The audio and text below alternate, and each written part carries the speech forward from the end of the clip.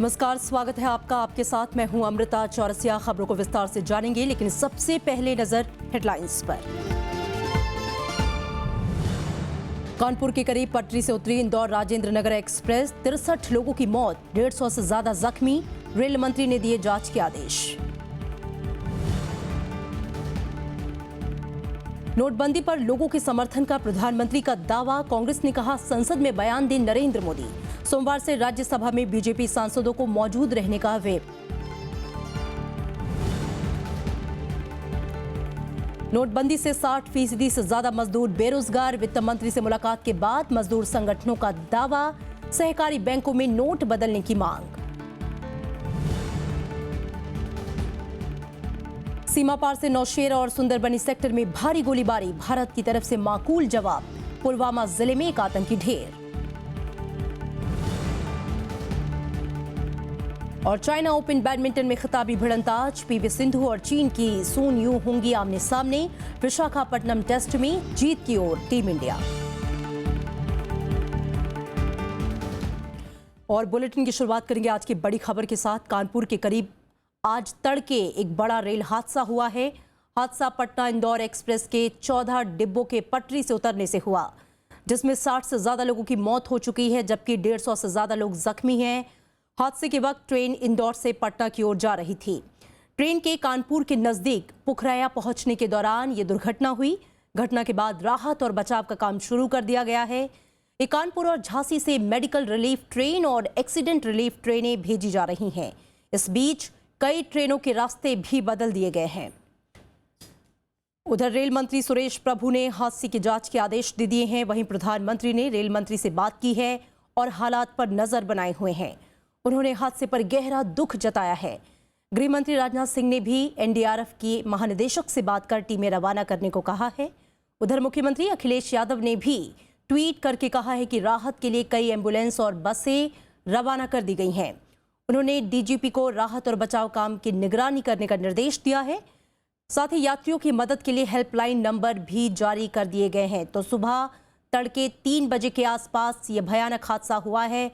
60 से ज्यादा मौतें जो अभी तक बताई जा रही हैं, जो खबर है उसके मुताबिक हुई हैं, और 150 से ज्यादा लोग जख्मी हुए हैं।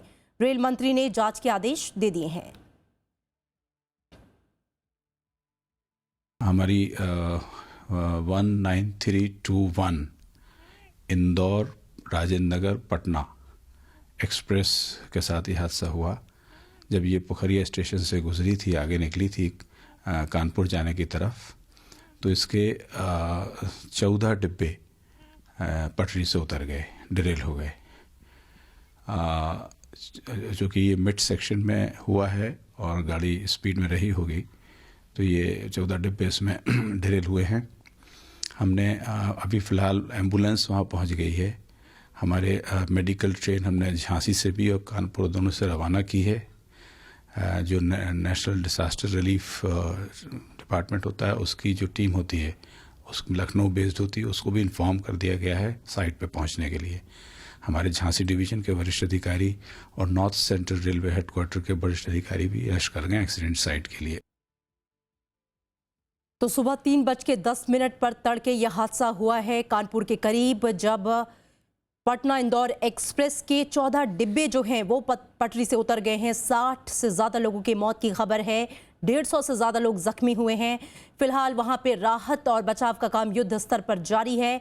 कानपुर के नज़दीक पुखराया पहुंचने के दौरान ट्रेन जो है वो दुर्घटनाग्रस्त हुई। क्या वजह रही इस इतने बड़े हादसे की, इसकी जांच जारी है, लेकिन फिलहाल जो मेन फोकस है इस वक्त वो राहत और बचाव के काम में है। कानपुर और झांसी से मेडिकल रिलीफ ट्रेनें, एक्सीडेंट रिलीफ ट्रेनें वहां पे भेजी जा रही हैं। इस बीच कई ट्रेनों के रास्ते जो हैं, रूट्स जो हैं वो बदले गए हैं। रेल मंत्री सुरेश प्रभु ने हादसे की जांच के आदेश दिए हैं और प्रधानमंत्री ने भी रेल मंत्री से बात की है और उनकी हालात पर नजर है। उन्होंने हादसे पर गहरा दुख भी जताया है।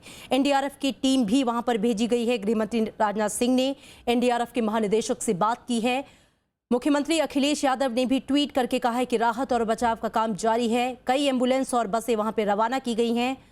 उन्होंने डीजीपी को राहत और बचाव काम की निगरानी करने का निर्देश दिया है। साथ ही जो यात्री हैं उनकी मदद के लिए हेल्पलाइन नंबर जारी किए गए हैं। तस्वीरें आप देख सकते हैं अपनी टीवी स्क्रीन पर।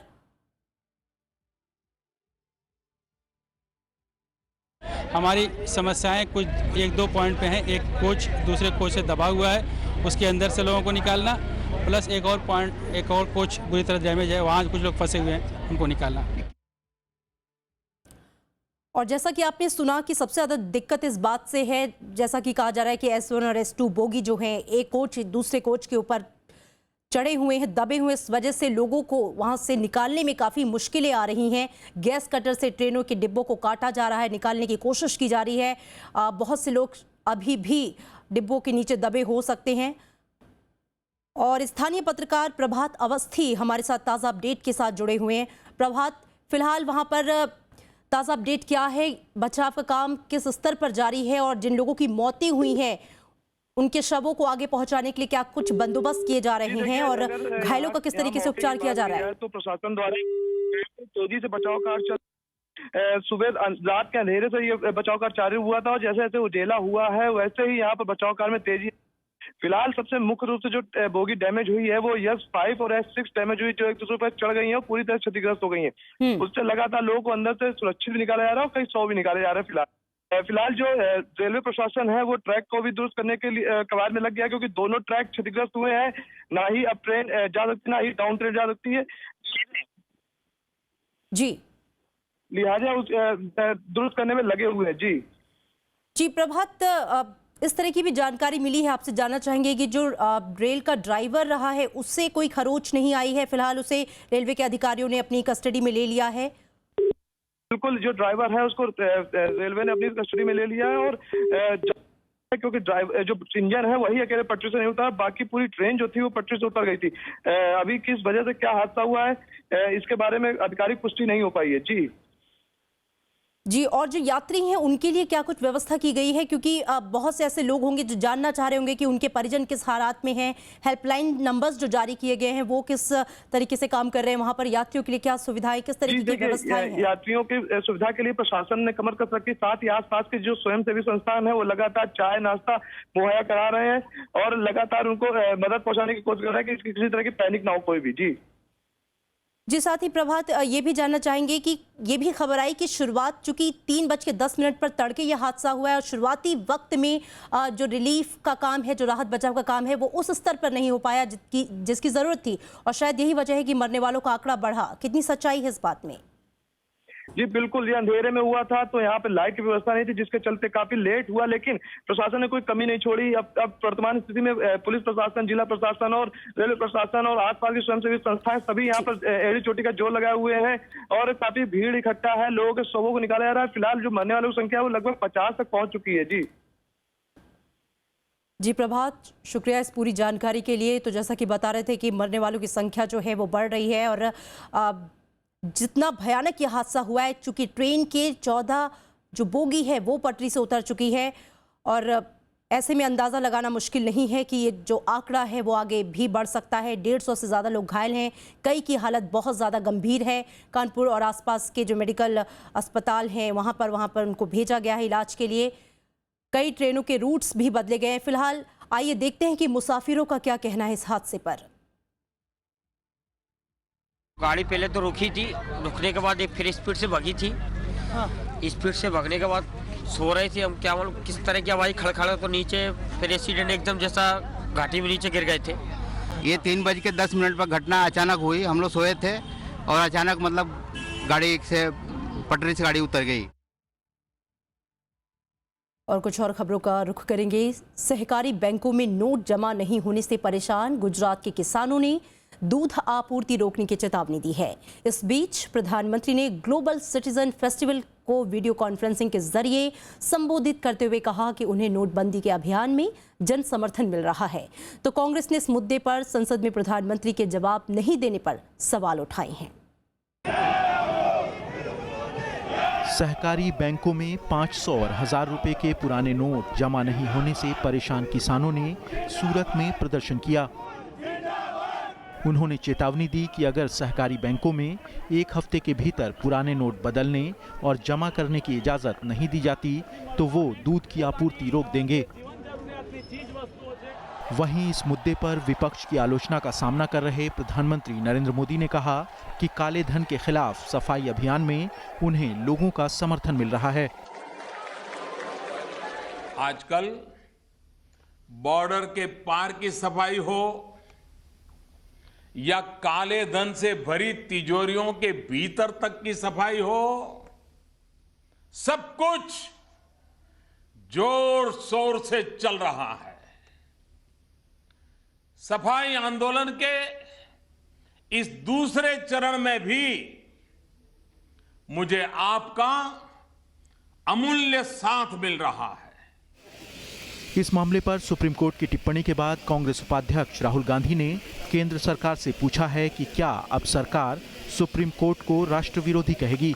राहुल ने ट्वीट के साथ एक खबर भी टैग की, जिसके मुताबिक कलकत्ता हाईकोर्ट ने कहा है कि सरकार ने कदम उठाने से पहले पूर्व तैयारी नहीं की, जबकि सुप्रीम कोर्ट ने कहा कि इससे आगे संकट की स्थिति पैदा हो सकती है। इस देश का कितना दुर्भाग्य है कि देश के प्रधानमंत्री को 16 नवंबर से आज तक देश की संसद में जवाबदेही की जरूरत नहीं, पर बंबई जाकर कोल्ड प्ले के रॉक कंसर्ट को वीडियो कॉन्फ्रेंसिंग से द्वारा बोलने और वहां से बात करने की उनको फुर्सत है। विपक्षी दल के नेता इस मुद्दे पर सोमवार को संसद भवन में बैठक करने वाले हैं।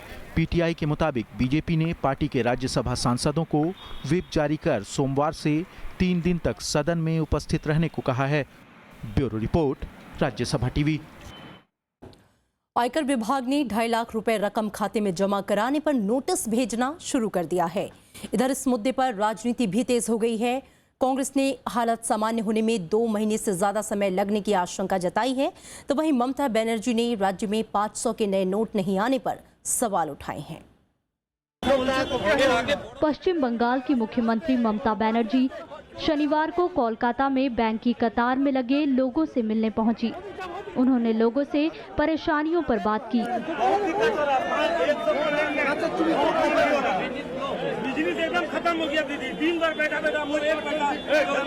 ममता बनर्जी ने केंद्र सरकार पर राज्यों के साथ भेदभाव बरतने का आरोप लगाया। उन्होंने कहा कि राज्य में अभी तक नए 500 के नोट जारी नहीं किए गए। उन्होंने नोटबंदी के खिलाफ लड़ाई जारी रखने की बात कही। उसी के लिए हम बात करने के लिए आया। हम तो करते हैं, देखो हम लड़ते जाएंगे। आपको यहाँ लाए, आप लोग रहो, हम लोग लड़ाई जारी रखेंगे। कांग्रेस का आरोप है कि नोटबंदी के चलते देश में 50 से ज्यादा लोगों की मौत हुई है। कांग्रेस का कहना है कि बिना तैयारी के इस फैसले से सामान्य स्थिति लौटने में 2 महीने से ज्यादा समय लगेगा। 86% नोट जो है आप मार्केट से हटा रहे हो और बिना 86% नोट नए नोटों को लाए बिना, तो स्वाभाविक है परेशानी होगी और ये परेशानी कम से कम 2-4 महीने और चलेगी। जेडीयू नेता शरद यादव ने सरकार से सहकारी बैंक के जरिए लोगों को मदद पहुंचाने की मांग की है। जो कोऑपरेटिव बैंक बंद किए गए, कम से कम जो हालात हैं उसमें कोऑपरेटिव बैंक के साथ पूरी सावधानी के साथ क्यों नहीं कर रहे हैं। केंद्रीय मंत्री राजनाथ सिंह ने नोटबंदी के फैसले का बचाव किया है। उनका कहना है कि इस फैसले से भविष्य में राजनीति, प्रशासन समेत हर जगह असर होगा। भारत की राजनीति में सुचिता आएगी, शासन और प्रशासन के काम में भी सुचिता आएगी। आतंकवाद, उग्रवाद, माओवाद की गतिविधियों में कमी आएगी। इतना ही नहीं, बल्कि मैं तो यह मानता हूं कि अमीर और गरीब के बीच की खाई भी कम होगी। इधर आयकर विभाग ने 2.5 लाख रुपए से ज्यादा के डिपॉजिट पर कार्रवाई शुरू कर दी है। विभाग ने सैकड़ों लोगों और फार्म को नोटिस जारी किया है। इन लोगों से आय के स्रोत की जानकारी मांगी गई है। Bureau report, Rajya Sabha TV. रविवार होने की वजह से आज बैंक बंद हैं, वहीं एटीएम के बाहर लंबी कतारें लगी हुई हैं। बैंकों ने शनिवार को बुजुर्गों के लिए नोट बदलने का काम किया, तो वहीं अपनी ब्रांच के ग्राहकों के कामकाज को निपटाया। इस बीच कई बैंकों में शादी के लिए 2.5 लाख कैश निकालने से संबंधित दिशा निर्देश नहीं पहुंचने से लोग परेशान हैं। बैंकों में शनिवार को कतार में बुजुर्ग ही नजर आए। बैंकों ने केवल वरिष्ठ नागरिकों को राहत देते हुए उनके 500 और 1000 के नोट बदले। हालांकि उनकी शिकायत है कि बैंक कर्मी सरकार की ओर से जारी किए गए दिशा निर्देशों पर अमल नहीं कर रहे हैं। 24,000 का अनाउंसमेंट हो गया कि 24,000 निकलेंगे, लेकिन नहीं निकल रहे हैं। 2,000 4,000 निकल रहे हैं। तो मतलब ऊपर से कहा कुछ जा रहा है, हो रहा है बैंक में कुछ। वे हमारे घुटने दुखते, कैसा खड़ा रहेंगे 2-2, 3-3 घंटा। वही साहब सीनियर सिटीजन के लिए तो सुविधा देना तो जरूरी है गवर्नमेंट को। वो बोल रहे हैं कि पैसे तो 3,000 मिल रहे, वैसे तो बोले कि 14,000 के हम ड्राफ्ट चेक लाए। अब वो जब तक वो पूरा कार्यान्वित नहीं होता तब तक बोल नहीं सकते वेदर दिस इज सक्सेसफुल और अनसक्सेसफुल। शनिवार को बैंकों ने सिर्फ अपने ग्राहकों को ही सेवाएं दी और एटीएम में लोगों की लंबी कतारें लगी रहीं। वहीं बैंकों की ओर से चलाए जा रहे मोबाइल एटीएम से लोगों को काफी राहत मिल रही है। पीओएस से 2,000 रुपए निकलना है, बहुत इजी और बहुत बढ़िया सुविधा है। गवर्नमेंट काले धन बचाने के लिए जो कर रहे हैं बहुत बढ़िया कर रहे हैं। नोटबंदी से लोगों को हो रही परेशानी को देखते हुए पेट्रोल पंप पर स्वाइप मशीन से कैश मिलने की सुविधा शुरू तो हो गई, लेकिन चुनिंदा पेट्रोल पंपों पर यह सेवा मिल पाई। ज्यादातर जगहों पर पेट्रोल पंप मालिक स्वाइप मशीन न होने की बात कहकर लोगों को लौटा रहे हैं। प्रॉब्लम यह है कि 50 लोगों को अगर हमने कैटर करे तो पंप पे जो है जिस तरीके से गर्दी होती है तो 50 लोग तो इमीडिएट हमारे पास 5 मिनट में हो जाएंगे। उसके बाद हमने करना क्या? तो एक तो ये है कि हम इसके अगेंस्ट में है। 8 नवंबर को नोटबंदी के ऐलान के बाद से ही लोग पुराने नोट बदलवाने और बैंकों से नोट निकालने के लिए परेशान हो रहे हैं। सरकार की ओर से लोगों को राहत देने के लिए कदम तो उठाए गए हैं, लेकिन बैंक और एटीएम में लोगों की भारी भीड़ बनी हुई है। Bureau report, Rajya Sabha TV. Bharat के आदिवासी इलाकों की अर्थव्यवस्था खेती, किसानी और मजदूरी से चलती है। इन इलाकों में 1,000 या 500 के नोटों की जरूरत बहुत ज्यादा नहीं होती, लेकिन इसके बावजूद 1,000 और 500 के नोट बंद होने से आदिवासियों पर असर पड़ रहा है। मध्य प्रदेश के मंडला जिले से राज्यसभा टीवी की खास रिपोर्ट। आदिवासी इलाकों में 1,000 या 500 के नोट तो छोड़िए, नकदी भी ना के बराबर मिलती है। ज्यादातर आदिवासियों को काले धन और उसे रोकने के लिए नोटबंदी के फैसले की जानकारी नहीं है। आदिवासी आज भी हफ्ते भर काम के बदले मिले अनाज या जंगल से मिलने वाले उत्पाद को लेकर साप्ताहिक हाट में आता है। इन चीजों को बेचकर उसे 50 से 200-250 रुपए तक मिल जाते हैं। इससे वो गुड़, चाय की पत्ती, तंबाकू, साबुन और दूसरी जरूरत की चीजें खरीदता है। लेकिन नोटबंदी के फैसले से वो भी नहीं बच पाए हैं। बड़े नोट के बंद होने से छोटे नोटों की किल्लत ने उनकी भी मुश्किलें बढ़ा दी हैं। आपको दिक्कत क्या? आपके पास तो 4,000 रुपए हैं। अब तो खुला नहीं मिल रहे ना, खुला 100 वाले नहीं मिल रहे, 500 वाले नहीं मिल रहे। तो आपके पास जो अभी अब 200 कोई को देना होगा तो हम फिर 1,800 वापस कहाँ से करेंगे? कोई सामान भी लें तो 200 के तो 1,800 सामने वाले वापस भी ना करेगा। बाजार आदिवासी आबादी से दूर हैं। मीलों पैदल चलकर या फिर टेम्पो जैसी सवारियों से आदिवासी बाजार पहुंचते हैं। कभी कभी बीमारी या उत्सव के लिए उसे ज्यादा पैसों की जरूरत होती है। यह जरूरत घर में रखा अनाज बेचकर पूरी होती है। नोटबंदी के बाद बड़े व्यापारी भी आदिवासियों को नकदी नहीं दे पा रहे हैं। लोगों के थोड़ी बहुत पैसा दे रहे हैं, कुछ के बाकी बाद में दे हैं। अच्छा। ये बोल के दे रहे हैं। अब जिनके पोसात दे थे, नहीं तो चिल्लर ही नहीं है अपने पास। तो बैंकों से आपको चिल्लर नहीं मिल रही ना चिल्लर। तो जो आदिवासी न जमाखोरी में विश्वास रखता है और न ही उधार में, उसको उसके अनाज के बदले में कागज की एक पर्ची मिल रही है। लेकिन ये पैसा कब मिलेगा, इसका वादा व्यापारी भी नहीं कर पा रहा है। 2466 तो पैसा मिला नहीं आपको? आज नहीं मिला भैया, अब नहीं मिले। हम पैसा अभी भैया कहाँ है, नहीं है तो क्या ये पर्ची लिख के दे दिए? हाँ, पर्ची दिखा दीजिए एक बार पर्ची। नोटबंदी का फैसला ऐसा है जिसने शायद पहली बार आदिवासी को यह एहसास कराया है कि सरकार के फैसलों का असर उस पर भी पड़ता है और अर्थव्यवस्था में उसकी भी कोई जगह है। 1,000 और 500 के नोट बंद होने का असर आदिवासियों के इस हाट पर भी नजर आ रहा है, जो सप्ताह में एक बार लगता है। आदिवासियों को बड़े नोटों की जरूरत नहीं है, लेकिन बड़े नोट बंद होने से छोटे नोटों की कमी हो गई है बाजार में, जिसकी वजह से उनकी जिंदगी प्रभावित हो रही है। कैमरामैन विजय कुमार के साथ श्याम सुंदर, राज्यसभा टीवी, मंडला। वित्त मंत्री अरुण जेटली ने कल कृषि समूहों के प्रतिनिधियों के साथ बजट पूर्व बैठक की।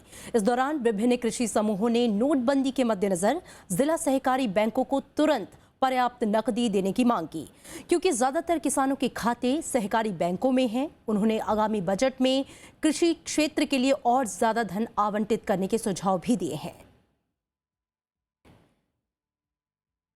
वित्त मंत्री ने केंद्रीय श्रमिक संगठनों के प्रतिनिधियों से भी मुलाकात की। मजदूर संगठन के प्रतिनिधियों ने वित्त मंत्री को नोटबंदी से पैदा हालात से अवगत कराया। उन्होंने कहा कि नोटबंदी की वजह से असंगठित क्षेत्र के मजदूरों में बेरोजगारी 60 से 70% बढ़ी है। जो डेली वेजर है, झल्ली वाला है, हेड लोडर्स है, इस तरीके का, उनको तो बिल्कुल 60 to 70% उनको काम ही नहीं है। नोट बदलने की वजह से उनका जो लाइन में खड़े होना ये सारी अलग है, लेकिन सीरियस इफेक्ट ये है कि जो अनएम्प्लॉयमेंट हो रहा है, चाहे आप आजादपुर मंडी में चले जाइए, किसी मार्केट में चले जाइए, जो आम आदमी के लिए बेचारे के लिए जो मुश्किलें आई हैं उससे वित्त मंत्री को अप्राइज कराया है। पाकिस्तान ने एक बार फिर से नियंत्रण रेखा के नजदीक फायरिंग की है। पाकिस्तानी सेना ने नौशेरा और सुंदरबनी में सैन्य चौकियों और रिहायशी इलाकों को निशाना बनाकर भारी गोलीबारी की। वहीं भारतीय सेना भी गोलीबारी का माकूल जवाब दे रही है। सेना ने पुलवामा में घुसपैठ की कोशिश कर रहे एक आतंकी को मार गिराया। सीमा पार से एक बार फिर नियंत्रण रेखा के करीब राजौरी जिले में सैन्य चौकियों और रिहायशी इलाकों को निशाना बनाकर भारी गोलीबारी की गई। इसके अलावा सुंदरबनी सेक्टर में भी फायरिंग की गई। रक्षा प्रवक्ता लेफ्टिनेंट कर्नल मनीष मेहता के मुताबिक पाकिस्तानी सेना ने नौशेरा सेक्टर में सैन्य चौकियों और रिहायशी इलाकों पर हल्के हथियार और मोर्टार दागे। बार बार सीमा पार से हो रही फायरिंग की वजह से लोग दहशत में हैं। बाहर नहीं निकल पा रहे हैं, इतनी जोर से यहाँ शेलिंग हो रही है। हमारे यहाँ मतलब जीना भी मुश्किल है और मरना भी, लेकिन हम इस हालात में भी हम अपना भारतीय सेना के साथ हैं। इधर भारतीय सेना भी गोलीबारी का माकूल जवाब दे रही है। सेना ने पुलवामा में घुसपैठ की कोशिश कर रहे एक आतंकी को मार गिराया। इस बीच कश्मीर में हालात लगातार सामान्य हो रहे हैं। अलगाववादियों के बंद में ढील के बाद श्रीनगर में बड़ी संख्या में दुकानें खुली। सड़कों पर सुबह से ही लोगों की आवाजाही देखी गई। अच्छा फील हो रहा है सर, मतलब नेट से हमें मतलब अब अच्छा फील होगा। मतलब हमारे एग्जाम्स है उससे हम मतलब नेट मदद कर सकता है सर। वहीं कुपवाड़ा में एक और सरकारी स्कूल को आग लगाए जाने की खबर है। बीते 4 महीने में कश्मीर घाटी में 30 से भी ज्यादा शैक्षिक संस्थानों को आग के हवाले कर दिया गया। Bureau report, Rajya Sabha TV. और असम में उग्रवादियों की धरपकड़ के लिए अभियान तेज कर दिया गया है। सेना ने तिनसुकिया जिले में सर्च ऑपरेशन तेज कर दिया है। शनिवार को उल्फा उग्रवादियों ने घात लगाकर 3 जवानों को शहीद कर दिया, जबकि 4 गंभीर रूप से घायल हैं। तिनसुकिया जिले के पेनगेरी में उग्रवादियों के आईईडी ब्लास्ट का शिकार बना सेना का ट्रक। शनिवार तड़के एनएससीएन के खापलांग गुट और उल्फा के एक धड़े के 15 उग्रवादियों ने सैन्य काफिले पर हमला किया। एक जवान की मौके पर मौत हो गई, जबकि 2 ने अस्पताल ले जाते वक्त दम तोड़ दिया। जवानों ने हमले का जवाब दिया, लेकिन उग्रवादी भागने में सफल रहे। কাৰণেতো এনএছচিএনৰ হ'ব পাৰে, উল্ফাও হ'ব পাৰে, কিন্তু মানে দুইটা গ্ৰুপৰ জইণ্ট গ্ৰুপ যেতিয়া কোনোবাই ইউজ কৰিছে এইটো আমি এতিয়া যোগসূত্ৰটো ইয়াৰ লগত এতিয়া হয়তো পাম। এতিয়া আমি আগৰবাৰ বেছি ক্লু পোৱা নাছিলোঁ, কিন্তু এই গ্ৰুপটোৰ মানে যিখিনি আমি এমুনিশ্যন বা খালী এমটি কেজেছ আমি পাম তেওঁৰ লগত মিলাই কৰি আমি ক'ব পাৰিম যে সেইটো। हमले के बाद सुरक्षा बलों ने इलाके को चारों तरफ से घेर लिया है और सर्च ऑपरेशन चलाया जा रहा है। निगरानी के लिए हेलीकॉप्टर की मदद भी ली जा रही है। केंद्रीय गृह मंत्री राजनाथ सिंह ने असम के मुख्यमंत्री सर्बानंद सोनोवाल से बात कर घटना की जानकारी ली। हमारी तरफ से जो प्रिंसिपल हम लोगों ने लिया है, जीरो टॉलरेंस इन टेररिज्म, इसका खिलाफ कार्रवाई चल रहा है और चलेगा, और किसी को भी हम छोड़ेंगे नहीं। इस जगह पर 3 दिन में ये दूसरा हमला है। 16 नवंबर को यहीं पर नकदी ले जा रहे एक वाहन पर उग्रवादियों ने हमला किया था। इसमें एक की मौत हो गई, जबकि 2 घायल हुए थे। Bureau report, Rajya Sabha TV. Lok Sabha की 4 और विधानसभा की 8 सीटों के लिए उपचुनाव को लेकर लोगों में भारी उत्साह देखा गया। पश्चिम बंगाल के कूच बिहार संसदीय सीट पर 77% और तमलुक संसदीय सीट पर 81% मतदान हुआ। वहीं मध्य प्रदेश की शहडोल लोकसभा सीट पर 66% लोगों ने वोट डाले। वहीं असम के लखीमपुर संसदीय सीट पर करीब 61% वोटिंग हुई, जबकि पश्चिम बंगाल के मोंटेश्वर विधानसभा सीट पर 86% और मध्य प्रदेश के नेपानगर विधानसभा सीट पर 71% मतदान हुआ। असम की बैंथलांगसो विधानसभा सीट पर 65%, त्रिपुरा के बरजारा सीट पर 86% और खोवाई विधानसभा सीट पर 94% लोगों ने वोट डाले। वहीं तमिलनाडु के अरावकुरुची सीट पर 81.92%, थंजावुर सीट पर 69.02% और त्रिपुरा कुंदरम में 70% मतदान हुआ। जबकि पुदुचेरी के निल्लेथोप सीट पर 85.75% वोटिंग हुई। वोटों की गिनती 22 नवंबर को होगी।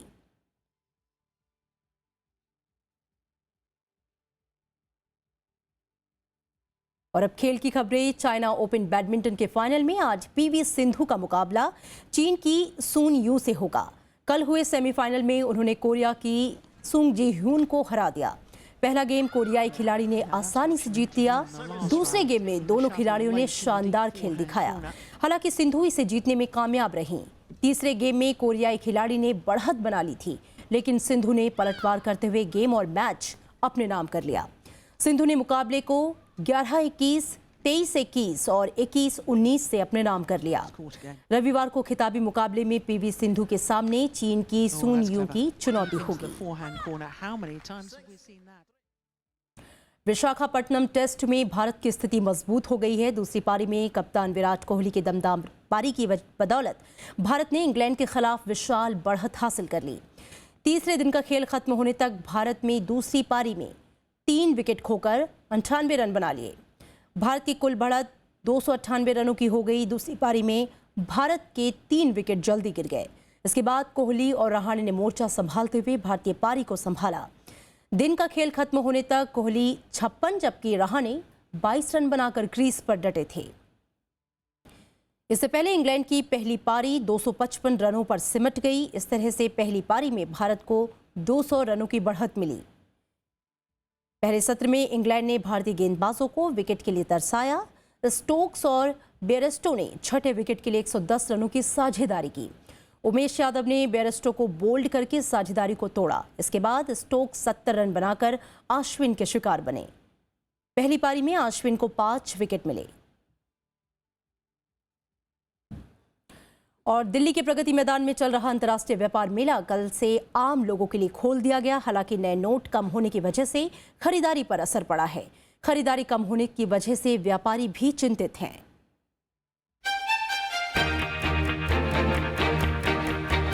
ये नज़ारा है दिल्ली में चल रहे व्यापार मेले का, जहां नोटबंदी के बावजूद काफी चहल पहल है। मेला देखने वालों की तादाद तो काफी है, लेकिन खरीदार पहले के मुकाबले कुछ कम हैं। फिर भी दर्शक व्यापार मेले का लुत्फ उठा रहे हैं। ऐसे तो कोई परेशानी नहीं है क्योंकि सभी रश कम है भले ही, बट सभी दुकान वाले सभी पुराने नोट ले रहे हैं और बहुत सारे लोगों के पास कार्ड का ऑप्शन भी है और सभी लोग बहुत सहायता कर रहे हैं। दूसरी ओर छोटे और मंझोले व्यापारियों का कहना है कि 1000 और 500 के नोट बंद होने से व्यापार पर खासा असर पड़ा है। व्यापार में क्या, अभी तो ठीक से आदमी ही नहीं आ रहे हैं और आ रहे तो खुले का प्रॉब्लम चल रहा है। इससे व्यापार पर बहुत ज़्यादा प्रभाव पड़ा है। इस बार व्यापार मेले में करीब 7000 विदेशी कंपनियां हिस्सा ले रही हैं। 14 नवंबर से शुरू हुआ मेला 27 नवंबर तक चलेगा। Mohammad Fatih Tipu, Rajya Sabha TV. और अब चलते चलते एक नजर हेडलाइंस पर। कानपुर के करीब पटरी से उतरी इंदौर राजेंद्र नगर एक्सप्रेस, 63 लोगों की मौत, 150 से ज्यादा जख्मी। रेल मंत्री ने दिए जांच के आदेश। नोटबंदी पर लोगों के समर्थन का प्रधानमंत्री का दावा, कांग्रेस ने कहा संसद में बयान दें नरेंद्र मोदी। सोमवार से राज्यसभा में बीजेपी सांसदों को मौजूद रहने का व्हिप। नोटबंदी से 60% से ज्यादा मजदूर बेरोजगार, वित्त मंत्री से मुलाकात के बाद मजदूर संगठनों का दावा, सहकारी बैंकों में नोट बदलने की मांग। सीमा पार से नौशेरा और सुंदरबनी सेक्टर में भारी गोलीबारी, भारत की तरफ से माकूल जवाब। पुलवामा जिले में एक आतंकी ढेर। और चाइना ओपन बैडमिंटन में खिताबी भिड़ंत आज, पीवी सिंधु और चीन की सुन यू होंगी आमने सामने। विशाखापट्टनम टेस्ट में जीत की ओर टीम इंडिया। और फिलहाल खबरों में इतना ही। आगे देखिए मैं भी भारत।